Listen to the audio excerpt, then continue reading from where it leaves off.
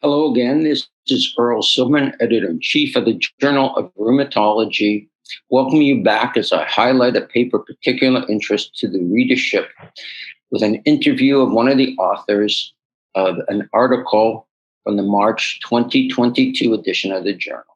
The article I picked this month for a more in-depth exposure is quite topical with the ongoing pandemic and is entitled Outcomes of Care Among Patients with Gout in Europe, a Cross-sectional Survey, and is by Kampe and colleagues. This paper is now available on the journal's website at jrheum.org for viewing, as well as an accompanying editorial regarding this article entitled Remission in Gout, Concepts from a Patient Perspective by Dr. Pooja Khanna from the University of Michigan, Ann Arbor, USA. Today, I'm pleased to be speaking to Dr. Annelies Boonen, who's a senior author on this paper, which, as the title indicates, examined gout care across Europe, outcomes of gout care in Europe, and importantly, patient satisfaction with the care. Annelies, I want to thank you for taking the time to speak to me and our listeners. So we'll start. That's okay. Thank you, first of all, for... sorry. Go ahead. I'm sorry with the delay. Thank you for inviting us for this interview. It was also nice to read the editorial of Dr. Khanna, which we agree. And the background of our study was our interest in quality of care of gout for gout on the one hand, but also in the contextual factors on the other hand. And quality of care, because we, in our gout clinic, that is led by Caroline van Durme, one of the co-authors, we regularly see new patients with quite severe gout, tophaceous gout, many flares, and we wonder what is that? What are the patient factors? What are the physician factors? And on the other hand, we have that interest in contextual factors. We believe that it's difficult to interpret outcomes of a disease or its treatment without taking into account the context. And the context are these factors that are not related to the disease, but to factors outside of the disease, the person or the environment of the person.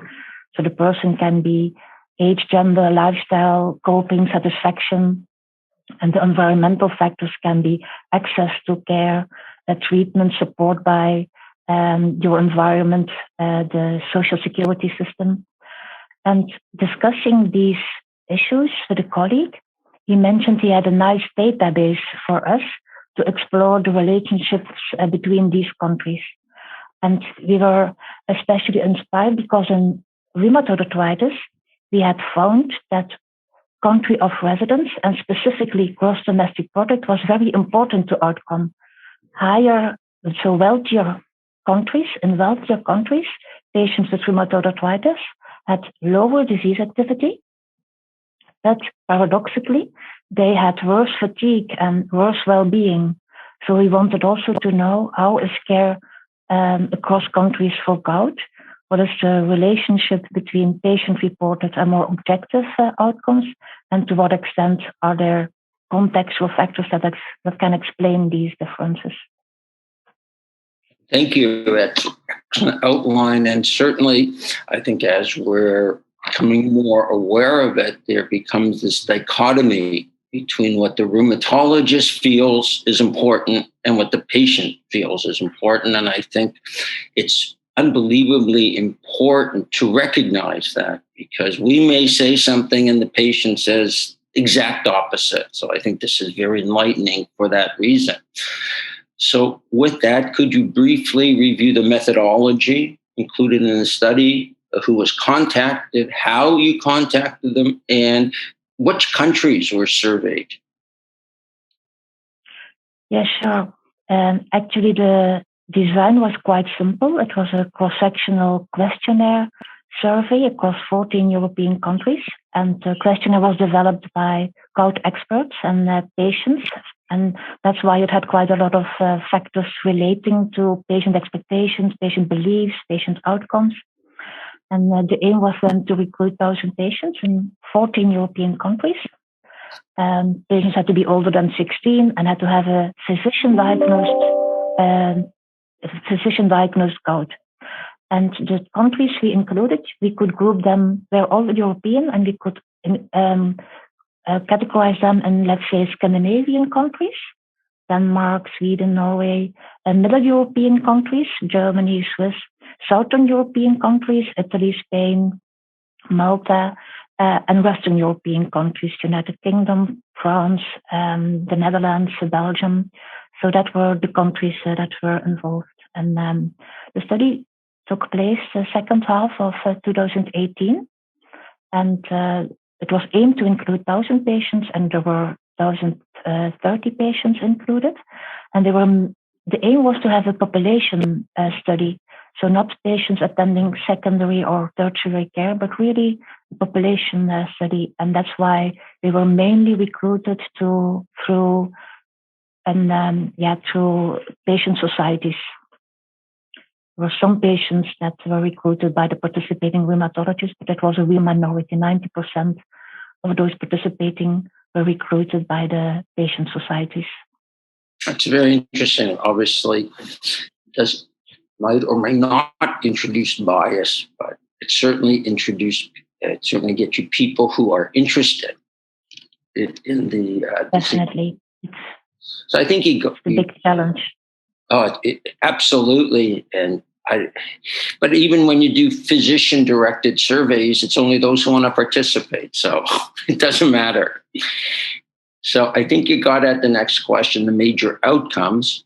So that we'll go on to review the major findings, which is what everybody really wants to hear once they understand the study.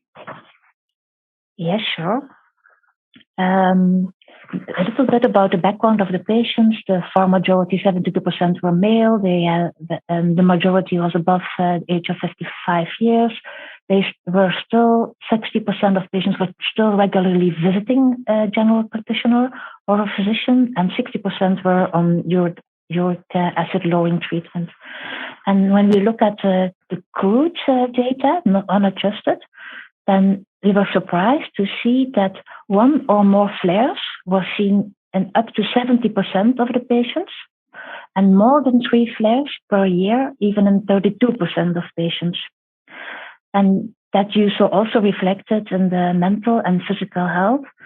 Patients reported moderate to severe impact, and it was about 30 and 43% of patients, and of those employed, 50% mentioned that because of gout, they missed at least one working day. Surprisingly, we saw that 80% of patients, despite this still severe impact, at least according to us, 80% of patients mentioned they were satisfied with their gout treatment. And that was very quite a trigger for us.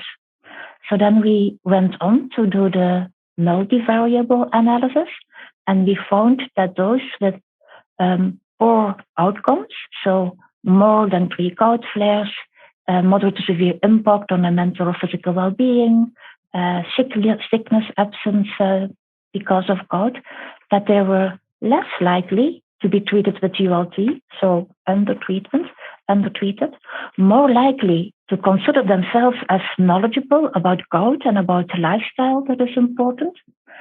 They were even more likely to have visits to a physician, general practitioner, or rheumatologist, and also more likely to have comorbidities.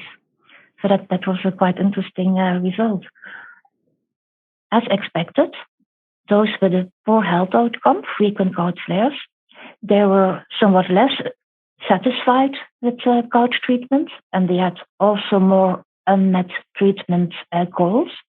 But still, when we looked at the level of satisfaction, those patients, so with a high number of flares and not treated with ULT, still about 65 to 70% were still satisfied with the treatment. So that was a little bit of a puzzle to understand this. And within the limits of the data that we have, we still think that was a physician factor, many patients come to the physician and they don't change the treatment.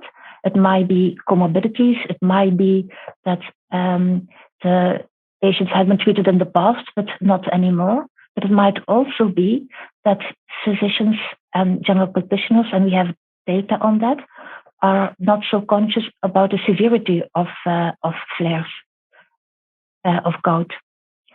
And then there's, of course, the patient perspective.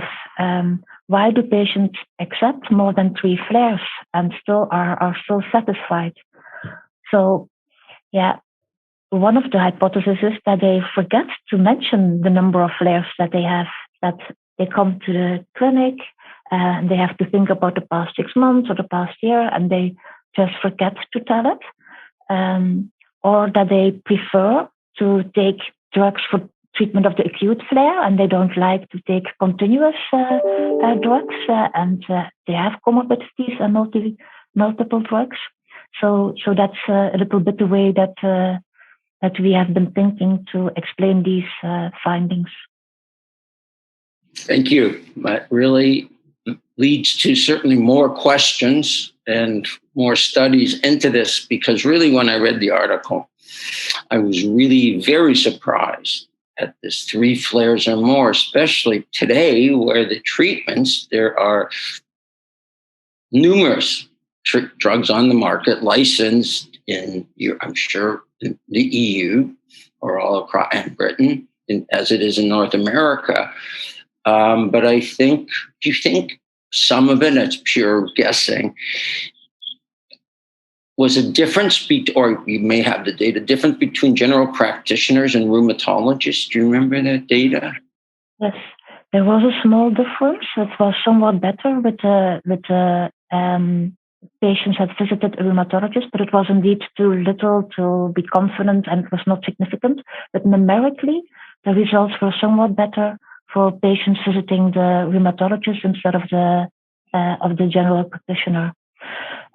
And I fully agree that it raises a lot of questions also on the relation between patients being satisfied and the way that we adjust treatment, or the way that we communicate with this treatment for a disease that is well treatable. And the data that we find, the proportion of patients with more than 3 flares or the proportion of patients satisfied, that has been reported in the past. That's not exceptional. So there we are confident that this is what it is. But trying to explain it, I think, needs more, and as we mentioned, and as Dr. Khanna mentioned, needs prospective data. And likely also qualitative data. Ask patients why they are satisfied while they still have 3 flares. So, or GPs and physicians why they don't increase the drug.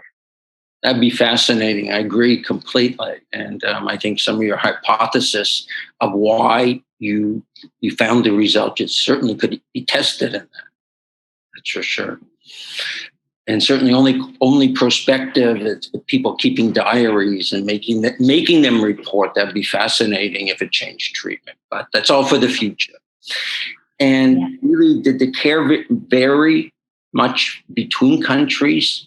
And did this alter outcomes? Was there big differences? Much to our surprise, we didn't see so much differences. In contrast to the studies that we did in rheumatoid arthritis and in spondyloarthritis, we didn't see, it was a multi-level analysis and the multivariable analysis, which means that we checked the variant, whether countries were part of the variance in the outcomes. And for none of the countries, we saw that country had an important contribution to the variance in the outcome.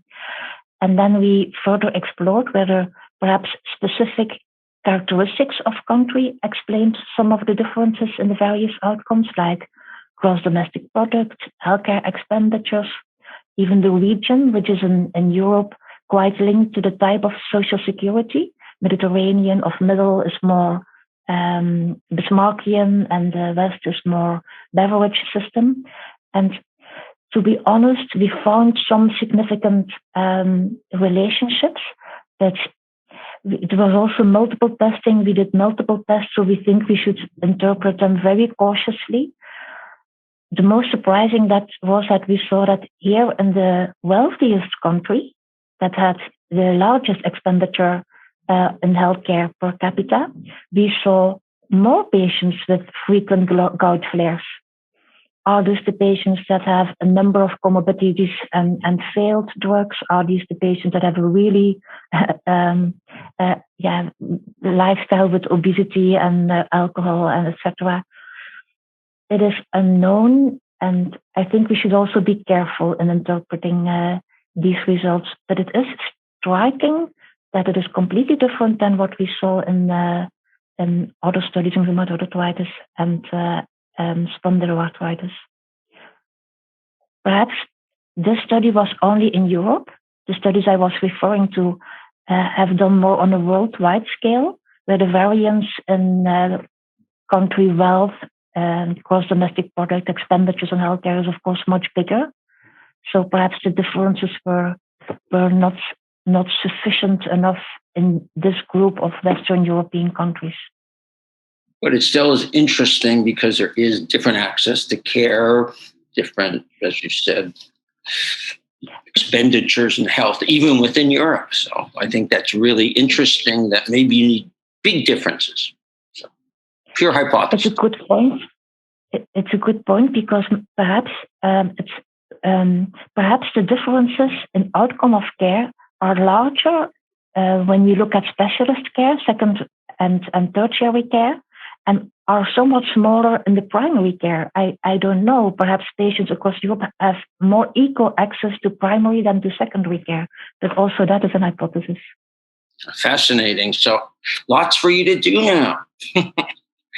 So my final question is, how do you think your findings will alter the management in any way? What do you think after people read this study? There's interesting take-home messages, and I know this is really pure guesswork to alter the care. I mean, certainly pointed out to me that there is such an unmet need on the patient side and even the physician. We would say 3 flares is too much in this century for gout with all our multiple drugs on the market, and the patients many of them aren't happy, aside from this discordance, which is fascinating to explore. So what do you think? Do you think people will get the message and maybe look at it closer, ask better questions?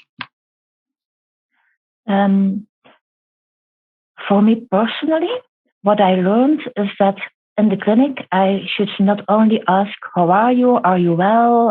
Are you happy with your gout? But that I should really ask, how many gout flares did you have? And how severe were they? And how did you treat them? And isn't it time to go back to one of the uric acid lowering drugs? So I think we still ask too often, are you doing well? And not be specific enough. So that's definitely what I learned. And ask more into depth what the pros and the cons are for the patients to make changes in their treatment and what their goals might be. But for me, I do ask now, how many flares do you have? And then stronger collaboration between primary care and secondary care is still high on our list. We develop guidelines separately, and that should change. We should talk the same language to the patients and acknowledge the severity of the disease and the treatments that we have. So that's on the more organizational level, something that I find important. Yeah, I think you're absolutely right. I think of all the diseases that we treat as rheumatologists, I think this is the one where we have less direct input into therapies because everybody said sort of, it's only gout. I hate to say that, but that's the attitude. It's only gout. And the flip should be, it is gout, which affects people's lives. So fascinating. So do you think there's anything else we may have missed that you'd like our listeners to take home from your article and the editorial?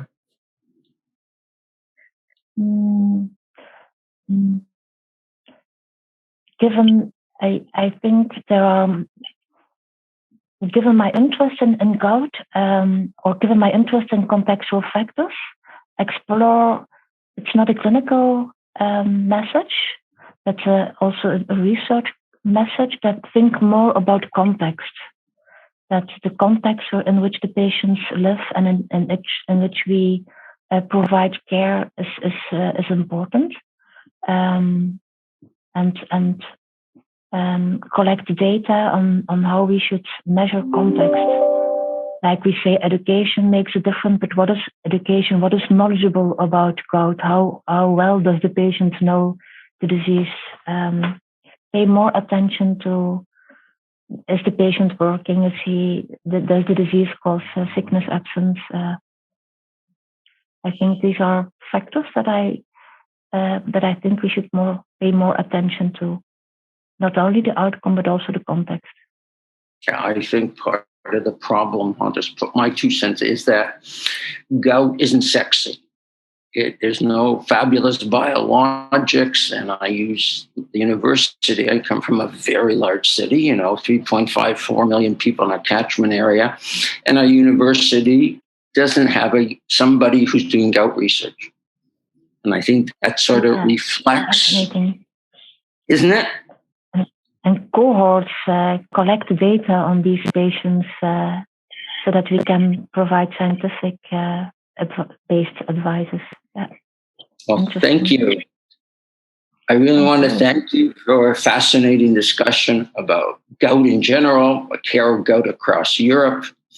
And again, I want to let everybody know that this interview was with Dr. Annelies Boonen, who is the senior author of the article entitled Outcomes of Care Among Patients with Gout in Europe, a Cross-sectional Study by Kampe and colleagues. And please read the whole article as well as the accompanying editorial. And I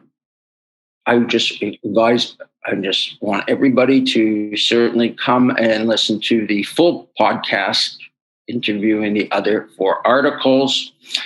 And all this is available at our website at jroom.org. And we'd love to hear your comments on Twitter at jroom.org or by email, manuscripts@jroom.com. And again, I want to thank Dr. Boonen for a fascinating discussion of, I think, a non-sexy disease that we seem to take for granted, but has significant morbidities associated with. Thank you.